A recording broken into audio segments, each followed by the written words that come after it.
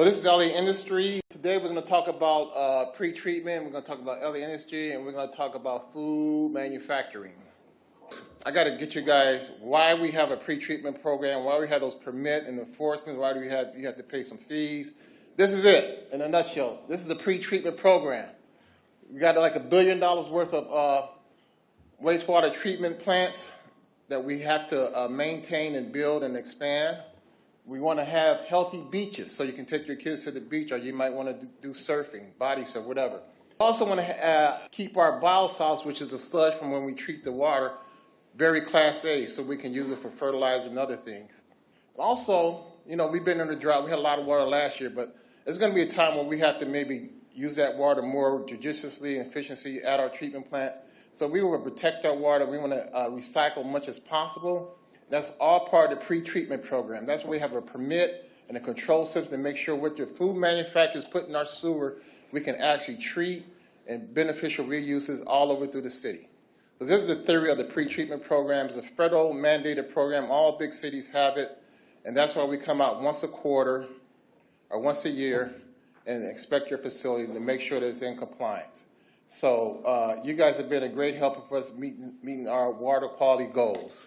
This is the theory. We pre-treat the water at your facility, so once it hits our plant, we can take it to a more degree of treatment, and then we can send it to different ways to reuse. So you guys are up front. If you think of you eating food in your own body, we kind of pre-treat it with what? You just can't swallow whole food. So what's our pre-treatment system in our body? Our teeth and our saliva. That's the pre-treatment system. Just think about that. So you guys are way up front. So you pre-treating this up before it goes into our sewer plant. This is what we do in my division. We permit 16,000 facilities, which was probably one of the biggest ones in the country. 50% of the city wastewater is origin. We have a 93% compliance rate, which is outstanding. And I have 140 staff members in this endeavor. About 80 inspectors that actually go out to visit each facility at least a minimum once a year. This is why when you give you guys yourself a hand, this is what you helped us do. Give yourself a hand. Look how we reduce heavy metals. That's because of you guys in our permit and our pre-treatment program. This is the result. So you guys got an understanding why our inspectors come to your facility? This is it. This is it right here. We want to take it a step further, though. We don't want to keep you in compliance regularly. We also want to help your business grow. We want to keep manufacturers here. That's why we're here today, to hear about some of the problems and solutions and great things that are going on in the city. Also, we have a mayor's sustainability plan. It plays right into this food symposium. We have a landfill diversion rate that we're going after. You probably heard the recycling program that we've been starting. And local reuse. We also want to reuse as much as possible. This is the challenge. This is challenge one.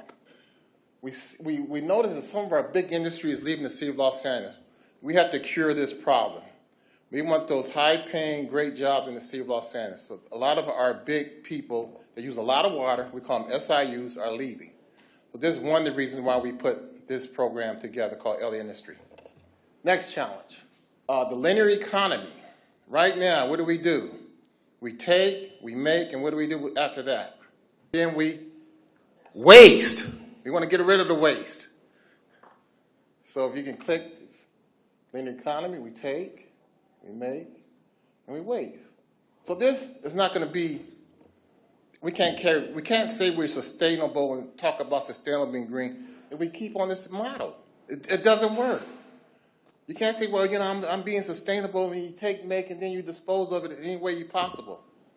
So we're trying to reverse that thinking in the city of Los Angeles. Challenge 3, how long would it last? These are our precious metals that we use. Everybody carries cell phones, don't they? So, you know, if we keep burning up our metals the rate that the United States consumes, we're not going to be able to do these high-flying electronic things that we like to participate in. So this is telling us that our heavy metals someday will not be there if we keep going at the linear pace that we're going. This is another opportunity for LA Industry.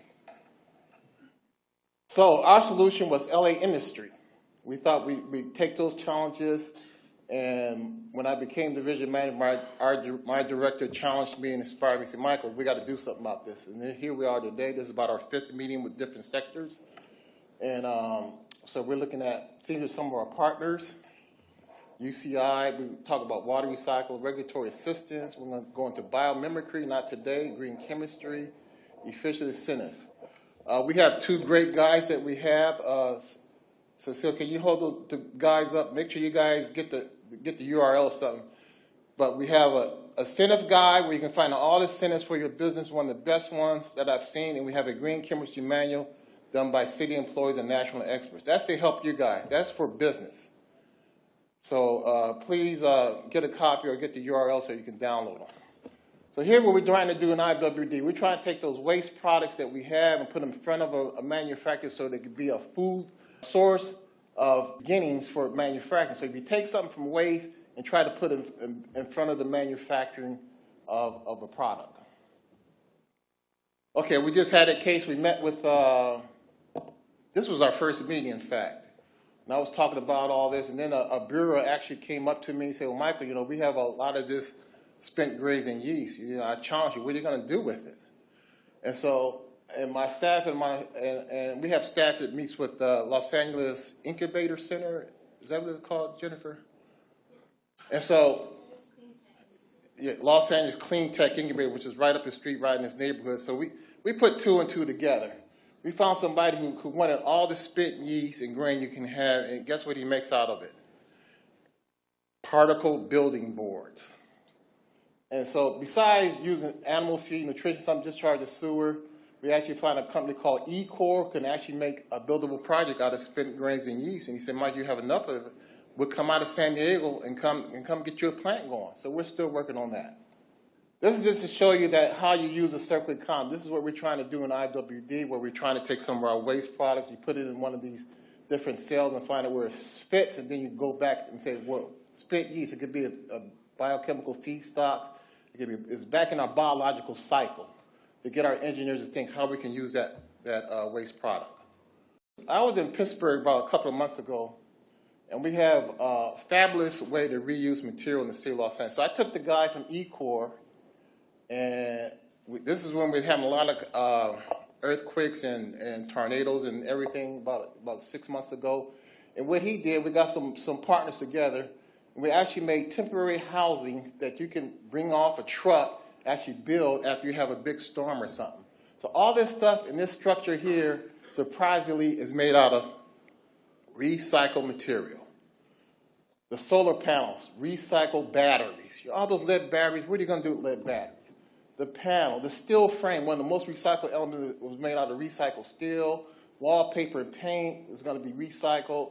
Towel, so everything was going to be recycled. We had it all the way down, and we didn't win, but they've written a lot of articles on how you can how you can use your waste products for temporary housing when you have a big calamity event. So this was really sincere. I was really proud that we can actually do this from LA City's waste stream right now. So the thought was to have these things prefabricated.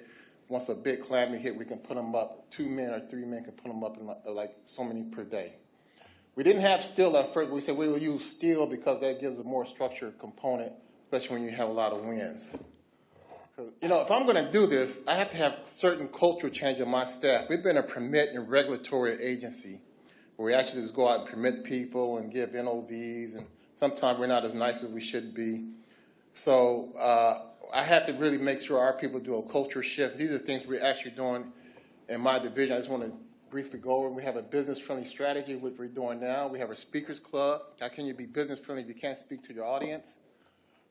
Each one, reach one campaign. This is where I'm expecting each engineer and inspector to go out to a business and find one thing we can improve. And we're going to launch that project really soon. We have a green chemistry guide.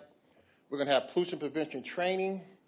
We're going to do biomimicry for industrial applications. And at the big pre-development, you know, Los Angeles is expanding. As you can see downtown, you don't know it no more. So we're at the table, all the pre-development meetings, so we can talk about our regulations early on with industry, apartments, whatever they're going to do. want to be at the table and say, this is what you need for that. You're going to be making this. This is how you can recycle that. So we're at the pre-development meeting with the mayor's office on large-scale projects. This is what we're doing to make this shift in IWD, to make this LA industry a reality.